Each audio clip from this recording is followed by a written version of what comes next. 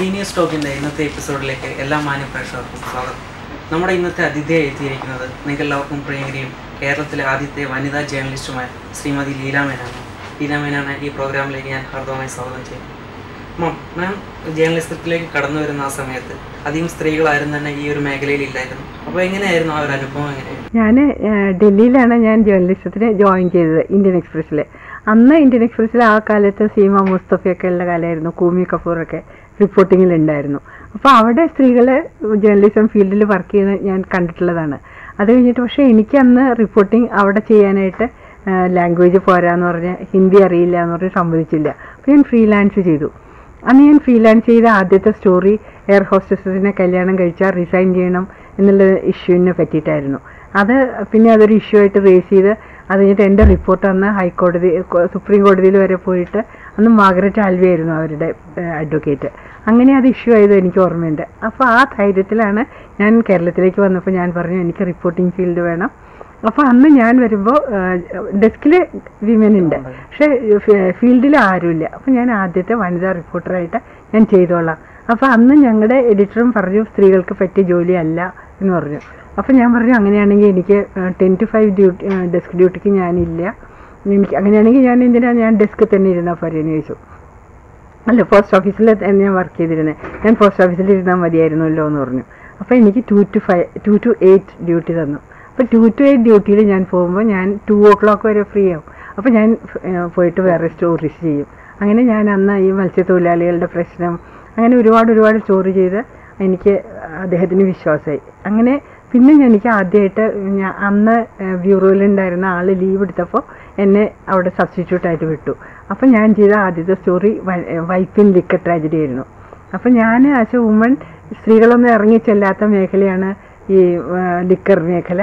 അവിടെ ഈ liquor deaths ഉണ്ടായതും liquor പ്രോബ്ലംസും പിന്നെ അബ്കാരി കോൺട്രാക്ടറുടെ ഇതും എല്ലാം കൂടി വെച്ചിട്ട് അന്നത്തെ എൻ്റെ സ്റ്റോറി നാഷണലി പോയി.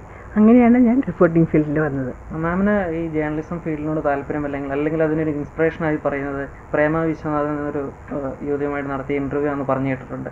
അതിൻ്റെ കാര്യങ്ങളൊക്കെ ഞാൻ പോസ്റ്റ് ഓഫീസിലായിരുന്നു വർക്ക് ചെയ്തിരുന്നത്. അപ്പോൾ എൻ്റെ നേച്ചർ എങ്ങനെയാണെന്ന് വെച്ചാൽ ഞാനൊരു സ്ത്രീയാണ്, അതുകൊണ്ട് എനിക്ക് ഇന്ന മേഖലകളെ ചെയ്യാവൂ, അങ്ങനെ ഒരു ലിമിറ്റേഷൻ എനിക്ക് സ്വയം ഇമ്പോസ് ചെയ്തിട്ടില്ല.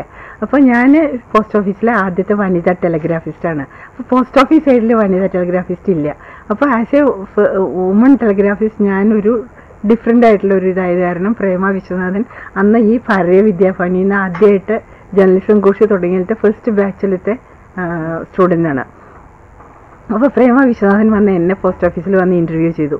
അത് കഴിഞ്ഞിട്ട് എന്തുകൊണ്ട് ഞാൻ ഇതിലേക്ക് വന്നു. അപ്പോൾ ഞാൻ പറഞ്ഞു ഞാൻ മോഴ്സ് എന്ന് പറയുന്നത് അന്ന് മോഴ്സാണ്, നമ്മൾ സൗണ്ടിൽ നിന്നാണ് ലാംഗ്വേജ് ആക്കുക. അപ്പോൾ അതൊരു ക്യൂരിയോസിറ്റി ആയത് കാരണം അങ്ങനെ ഞാൻ അതിലേക്ക് വന്നതാണെന്ന് പറഞ്ഞു. അങ്ങനെ എൻ്റെ ഇൻ്റർവ്യൂ വന്നിട്ട് ഇന്ത്യൻ എക്സ്പ്രസ്സിൽ അത് sitting pretty at the post office counter എന്ന് പറഞ്ഞൊരു ഹെഡ്ലൈനോടുകൂടി വന്നു. അപ്പോഴാണ് ഞാൻ അറിയണത് ഇങ്ങനെയൊക്കെ that there is these sort of possibilities ഉണ്ടെന്ന്. അപ്പോൾ ഞാൻ പ്രേമിയെ വിളിച്ച് ചോദിച്ചു എങ്ങനെയാണ് ഇതിലേക്ക് വരുന്നത്. അപ്പോൾ എന്നോട് പറഞ്ഞു ഭാരതീയ വിദ്യാഭവനിൽ ജേർണലിസം കോഴ്സ് തുടങ്ങി, അതിൽ ഞാൻ ആദ്യത്തെ ബാച്ചാണ്, അപ്പോൾ ഞാൻ ഗോൾഡ് മെഡലിസ്റ്റാണ്, അപ്പോൾ എന്നെ ഇന്ത്യൻ എക്സ്പ്രസ് എടുത്തു എന്ന് പറഞ്ഞു. അപ്പോൾ ഞാൻ പോസ്റ്റ് ഓഫീസിൽ 5 മണി വരെ പോസ്റ്റ് ഓഫീസിൽ ജോലി ചെയ്യും. അത് കഴിഞ്ഞ് ഞാൻ ഇവിടെ വന്ന് ഈ ജേർണലിസം കോഴ്സിന് ചേർന്ന് I was the gold medallist in the second batch. അങ്ങനെ ഞാൻ ഇന്ത്യൻ എക്സ്പ്രസ്സിൽ വന്നു. അങ്ങനെയാണ് എനിക്ക് വരാൻ ഇൻട്രസ്റ്റ് വന്നത്. മാമ നിലയ്ക്കാത്ത സിംഫണി എന്നൊരു ആത്മകഥ എഴുതിയിട്ടുണ്ട്. അപ്പം അത് എഴുതാനുണ്ടായിരുന്ന ഒരു പ്രചോദനം എന്തായിരുന്നു? അതെന്താണെന്ന് വെച്ചാൽ ഞാൻ ജനിച്ച സാഹചര്യം, ഞങ്ങളുടെ അന്നത്തെ കാലത്തെ ഗ്രാമീണ പശ്ചാത്തലം, അതുപോലെ ഞാൻ വളർന്ന പശ്ചാത്തലം. ഇന്ന് എല്ലാവരുടെയും വിചാരം ഇംഗ്ലീഷ് മീഡിയത്തിൽ പോയാലേ നമ്മൾ ജീവിതത്തിൽ എന്തെങ്കിലും ആവൂ. ഞാൻ മലയാളം മീഡിയത്തിൽ പഠിച്ച ഇംഗ്ലീഷ് ജേർണലിസ്റ്റിൽ എക്സൽ ചെയ്ത ആളാണ്. അപ്പോൾ അങ്ങനെയുള്ള ഒരാളാണ്. പിന്നെ ഞാൻ ആദ്യത്തെ വനിതാ റിപ്പോർട്ടറാണ്. അപ്പോൾ സ്ത്രീകൾക്ക് ഇന്ന മേഖലകളെ പാടുള്ളൂ എന്ന് പറഞ്ഞ സങ്കല്പങ്ങളെല്ലാം ബ്ലാസ്റ്റ് ചെയ്തിട്ട് വന്നേക്കുന്ന ഒരാളാണ് ഞാൻ. എല്ലാ ലേഖനങ്ങളായാലും തന്നെ സ്ത്രീകളെയും അതുപോലെ തന്നെ കുട്ടികളെയും മുൻനിർത്തിയായിരുന്നു എഴുതിക്കൊണ്ടിരുന്നത്. അപ്പോൾ അതിൻ്റെയൊക്കെ എന്തായിരുന്നു? അപ്പോൾ അതിന് എന്തെങ്കിലും അനുഭവങ്ങൾ ഉണ്ടായിട്ടുണ്ടോ? ഇല്ല, അനുഭവം ഉണ്ടായിട്ടല്ല. പക്ഷെ ഞാൻ പറഞ്ഞില്ലേ, ഞാൻ എൻ്റെ ആദ്യത്തെ സ്റ്റോറി പോലും സ്ത്രീകളെ ഡിസ്ക്രിമിനേഷൻ അനുഭവിക്കുന്ന സൊസൈറ്റിയാണിത്. അപ്പോൾ സ്ത്രീകൾക്ക് അവരുടെ ഈക്വാലിറ്റി എന്ന് പറയുന്ന ഭരണഘടനയിലേ ഉള്ളൂ, അല്ലാണ്ട് പ്രാക്ടിക്കലായിട്ട് സ്ത്രീകൾക്ക് ഈക്വാലിറ്റി ഇൻ ഓപ്പർച്യൂണിറ്റി ഇല്ല. അപ്പോൾ എനിക്ക് ഇത് സമൂഹത്തിന് മുമ്പിൽ കൊണ്ടുവരണം എന്നുള്ള ഒരു ഇതുകൊണ്ടാണ്. പിന്നെ കുട്ടികൾ ഒരുപാട് പീഡനങ്ങൾ അനുഭവിക്കുന്നുണ്ട്. അപ്പോൾ ഞാൻ കോട്ടയത്ത് ചെന്നപ്പോൾ കൊച്ചു കുട്ടികളെ ഈ അന്ധന്മാരായിട്ടുള്ളവർ കൊണ്ടു നടന്ന് ബെഗ് ചെയ്ത് വൈകുന്നേരം ആകുമ്പോൾ ആ കിട്ടിയ പൈസ തികഞ്ഞില്ലെങ്കിൽ അവരെ ഈ വീടി കൊളുത്തിയിട്ട് വച്ച് പൊള്ളിക്കും. അങ്ങനെയൊക്കെയുള്ള കുട്ടികൾ പീഡനം അനുഭവിക്കുന്നത് അന്ന് മുതൽ ഞാൻ കാണുന്നതാണ്. അപ്പോൾ അതൊക്കെ എനിക്ക് സമൂഹത്തിന് മുമ്പിലേക്ക് കൊണ്ടുവരാനായിട്ടുള്ള ഒരു ഉപാധിയായിട്ടാണ് ഞാൻ ജേർണലിസ്റ്റിൽ ജോയിൻ ചെയ്തത്. ജേർണലിസം ഈസ് എ സർവീസ് ചെയ്യണ സമൂഹത്തിന് വേണ്ടി എന്തെങ്കിലും ചെയ്യണം എന്നുള്ള പ്രതിബദ്ധതയോടുകൂടി വന്ന ആളാണ് ഞാൻ. അപ്പോൾ അതുകൊണ്ട് ഞാൻ അപ്പോൾ സമൂഹത്തിൽ ഇന്ന് ഏറ്റവും അധികം പീഡനം അനുഭവിക്കുന്നത് സ്ത്രീകളും കുട്ടികളുമാണ്. അതുകൊണ്ട് ഞാൻ ആ ഇഷ്യൂ കൂടുതലെടുത്തു. നമ്മുടെ സമൂഹത്തിൽ ഇപ്പം ഏറ്റവും കൂടുതൽ പീഡനം അനുഭവിക്കുന്ന സ്ത്രീകളാണ് അല്ലെങ്കിൽ കുട്ടികളാണ്. എന്തുകൊണ്ടാണ് ഇങ്ങനെ സംഭവിക്കുന്നത്? നമ്മുടെ വിദ്യാഭ്യാസത്തിന്റെ കുറവ് മൂലമാണോ? മാമിന്റെ ഒരു ജീവിതാനുഭവം വെച്ച് എന്താണ് ഇതിനൊരു കാരണമായി തോന്നുന്നത്? എനിക്ക് തോന്നിയിരിക്കുന്നത് ഒന്നാമത്തെ കാര്യം, സ്ത്രീകളെ ഫാമിലിയിലാണ് സ്ത്രീ സങ്കല്പം രൂപപ്പെടുത്തുന്നത്. അപ്പോൾ പെൺകുട്ടികളെ വളർത്തിക്കൊണ്ട് വരുന്നത് തന്നെ അവരെ ഇരകളാണ്, അതായത് അവരെ സമൂഹം എക്സ്പ്ലോയിറ്റ് ചെയ്യും എന്നുള്ളൊരു വീട്ടില് ജോലി ചെയ്യേണ്ട ഒരാളായിട്ടാണ് സമൂഹം കാണുന്നത്. അപ്പോൾ സ്ത്രീകളെ ഇല മുള്ളയിൽ വീണാലും മുള്ള ഇലയിൽ വീണാലും ഇലയ്ക്കാണ് കേട് എന്നാണ് കുട്ടികളെ ആദ്യം പഠിപ്പിക്കുന്നത്. രണ്ടാമത്തെ കാര്യം, സ്ത്രീകൾ എപ്പോഴും രണ്ടാം കിടക്കാരാണ്, പുരുഷന്റെ വിധേയത്വം ഉള്ളവളാണ്, പുരുഷൻ പറയുന്നത് അനുസരിക്കേണ്ടവളാണ്.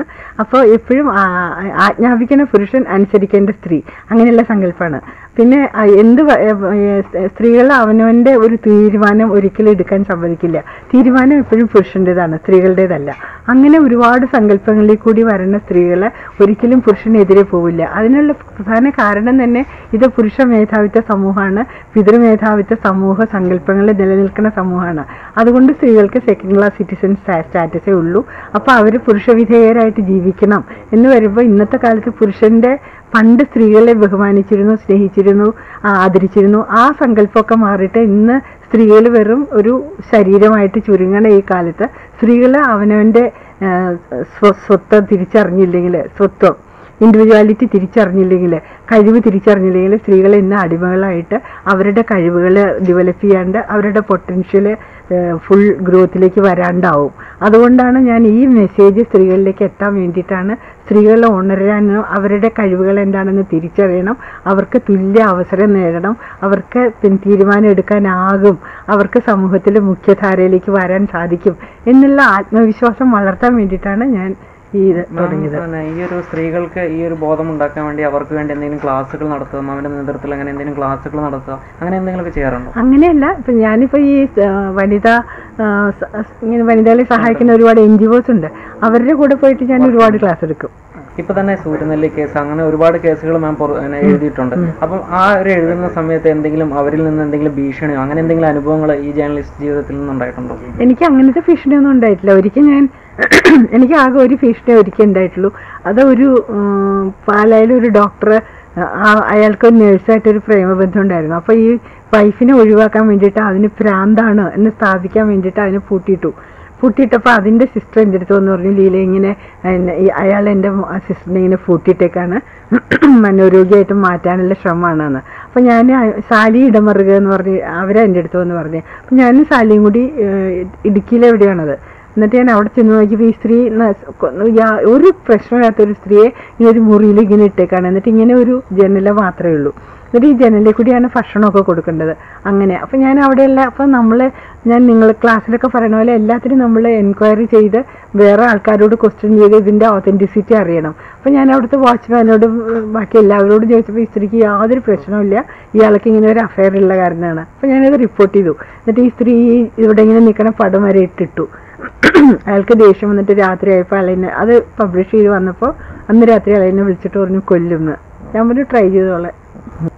മാം, അപ്പോൾ നമ്മുടെ സമയം ഇവിടെ അവസാനിക്കുകയാണ്. അപ്പോൾ പുതിയതായിട്ട് ജേർണലിസത്തിലേക്ക് കടന്നു വരുന്ന പുതുതലമുറയോട് മാമിന് എന്താണ് പറയാനുള്ളത്? എനിക്ക് പറയാനുള്ളത് എന്താണെന്ന് വെച്ചാൽ, നിങ്ങൾ ഏത് സബ്ജക്റ്റാണ് എടുക്കുന്നത്, ഏത് ഫീൽഡാണ് കവർ ചെയ്യുന്നത്, ഒന്നും നിങ്ങൾക്ക് അസാധ്യമല്ല. എല്ലാവർക്കും എല്ലാം ചെയ്യാനുള്ള കഴിവുണ്ട്. അപ്പം നമ്മുടെ കഴിവുകളെ നമ്മൾ തിരിച്ചറിഞ്ഞ് നമ്മൾ അതിനെ ഫുൾ ഗ്രോത്തിലേക്ക് വരാനായിട്ടുള്ള ധൈര്യവും ആത്മവിശ്വാസത്തോടും കൂടിയിട്ട് നിങ്ങളുടെ പ്രവർത്തന മേഖലയിലേക്ക് ഇറങ്ങി വരണമെന്നാണ്. അപ്പോൾ നമ്മുടെ ഇന്നത്തെ പ്രോഗ്രാമിൻ്റെ സമയം ഇവിടെ തീർന്നിരിക്കുകയാണ്. നമ്മളോട് ഇത്രയും നേരം സംസാരിച്ച ലീല മാഡത്തിനോട് ഞാൻ എല്ലാവരും നന്ദിയും അറിയിക്കുന്നു. വീണ്ടും അടുത്ത എപ്പിസോഡിൽ കാണാം. Good bye.